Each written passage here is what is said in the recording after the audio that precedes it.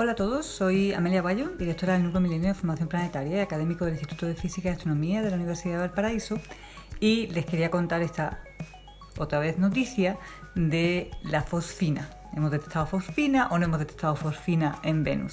Si se acuerdan, hace, no sé, un mes, no, probablemente un poco más, salió esta noticia súper interesante de que se había detectado fosfina en Venus.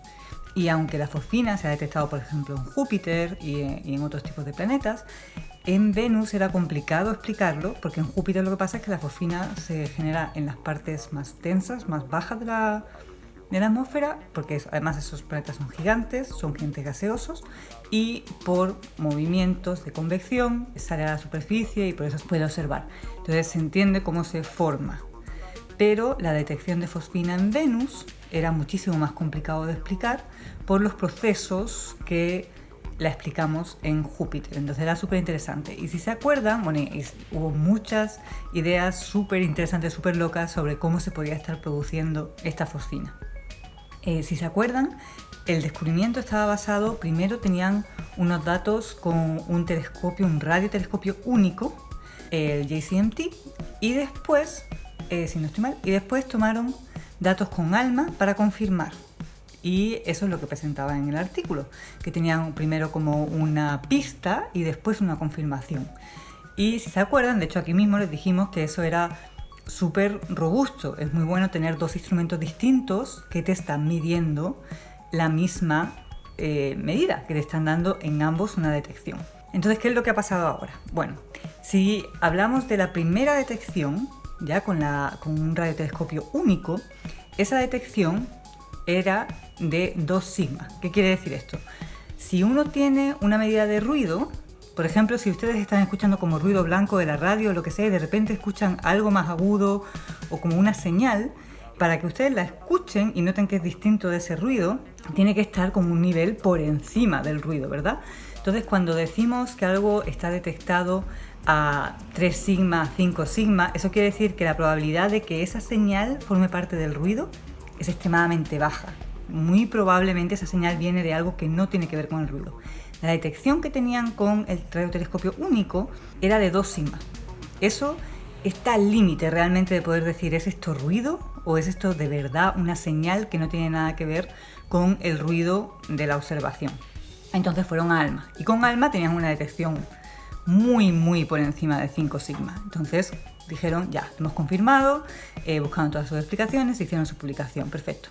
Una cosa genial de la ciencia es cuando la gente hace sus datos públicos, y de hecho ALMA y prácticamente todos los observatorios de astronomía, o muchos de los observatorios de astronomía, hacen los datos públicos después de un año de haberse tomado. ¿Ya? En este caso, estos científicos hicieron sus datos públicos a cualquiera que se los pidiera antes. ¿Ya?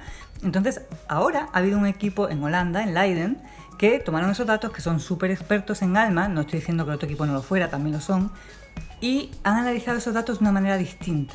¿Y por qué se pueden analizar datos de manera muy distinta? Bueno, en este caso con ALMA es particularmente complicado analizar estos datos, porque recuerden que ALMA es un radiotelescopio donde tenemos muchas antenas distintas trabajando juntas. Entonces, cada antena observa, se le mete de hecho una señal en esa observación y después se combinan todas. Y ahora, cuando uno tiene muchas piezas de información para combinar, puede combinar de distintas maneras, ¿verdad?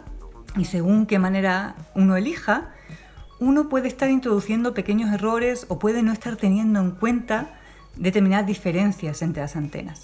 Y lo que este nuevo equipo propone es que, de hecho, en esa combinación se hicieron, dicho así muy brutamente, interpolaciones que al final como que forzaron esa señal, no que se hiciera a propósito, ni mucho menos, no estamos diciendo eso, ¿ya? Pero el método que se ocupó, que es muy estándar, desgraciadamente favorecía que esa señal como que se multiplicara, por así decirlo. Y entonces aparecía mucho más estadísticamente robusta, mucho más separada del ruido de lo que uno puede obtener si combina la señal de otra manera. Entonces, combinando la señal de otros modos, ellos han visto que en verdad la robustez de esa medida, esa probabilidad tan alta de que no sea simplemente ruido, en verdad no es así. En verdad la señal es compatible con ruido.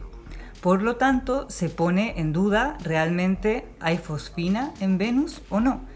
Y esto es genial, porque esto es lo que nos permite avanzar en el conocimiento, no tener un resultado y como creerlo a ciegas, sino realmente ver de otras maneras si uno puede confirmar lo mismo. Si uno tiene muchas piezas de información distintas, muchas maneras de analizar distintas que te dan el mismo resultado, ese resultado va a ser más robusto hasta que llegue alguien con un análisis distinto y correcto que te diga, oye, a lo mejor no es tan preciso, no es tan exactamente lo que tú estabas diciendo que habías visto, o sea, lo que tú estabas viendo con tu análisis. No se lo tomen como que esto es nada malo, ni que los científicos no saben lo que están haciendo. De hecho, esto es lo que es súper interesante de la ciencia, el ir poniendo nueva información, nuevos análisis, para no creernos las cosas. No hay que creerse las cosas, sino que hay que demostrarlas y ver cuál es la explicación más factible con la información que uno tiene.